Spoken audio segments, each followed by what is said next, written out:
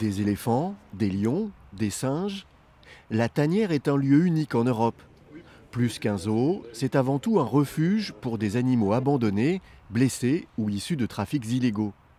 Cette incroyable arche de Noé, installée sur 14 hectares près de Chartres, est l'œuvre de Patrick Violas et de son épouse.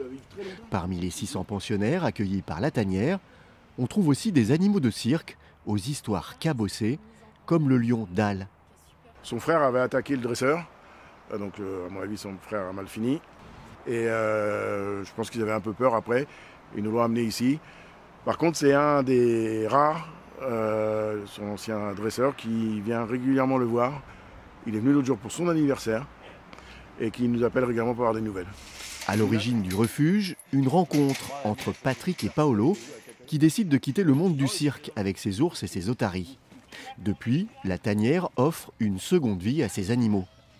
Imaginez que si on enlevait Paolo à ses ours, ça serait une catastrophe. Il les a eu tout petits, il les a sauvés, la mère les avait abandonnés quand ils sont nés, c'est pour ça qu'il a eu les ours, il ne voulait pas des ours Paolo. La mère ne voulait pas les élever, il les a récupérés, du coup il a travaillé avec les ours. Ça c'est une très bonne retraite, oui.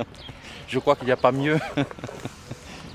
La tanière accueille également des animaux de laboratoire, comme ces singes, qui ont passé la plus grande partie de leur vie en captivité pour des essais cliniques. Des animaux qui sont tous arrivés au refuge avec de lourdes séquelles psychologiques. On en a 2 ou 3 qui sont antidépresseurs, mais petit à petit ça s'arrange. On a encore 1 ou 2 qui ont quelques traces de séquelles, d'électrodes, là notamment juste à côté. On fait des greffes de peau, etc. et ça va s'arranger. C'est pas parce qu'il a ça sur la tête qu'il ne peut pas vivre. C'est vrai que c'est impressionnant. Bien évidemment, un animal comme ça, on hésitera à le faire voir au public. Mais encore une fois, on ne sait pas s'il faut faire voir ou pas voir. Car plus qu'un refuge, la tanière est aussi un zoo qui se visite. D'abord pour faire fonctionner économiquement la structure, mais surtout pour faire de la pédagogie. Qu'on explique aux plus jeunes, parce qu'on veut rentrer dans la tête des enfants, que Canel, Ruffiot, tous, ils ont participé à travailler sur la maladie d'Alzheimer et Parkinson.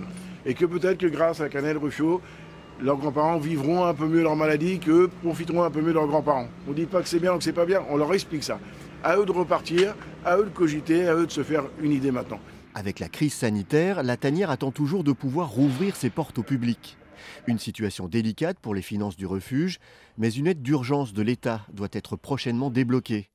Une bouffée d'air indispensable pour la tanière qui, depuis 2019, a déjà sauvé plus de 1000 animaux.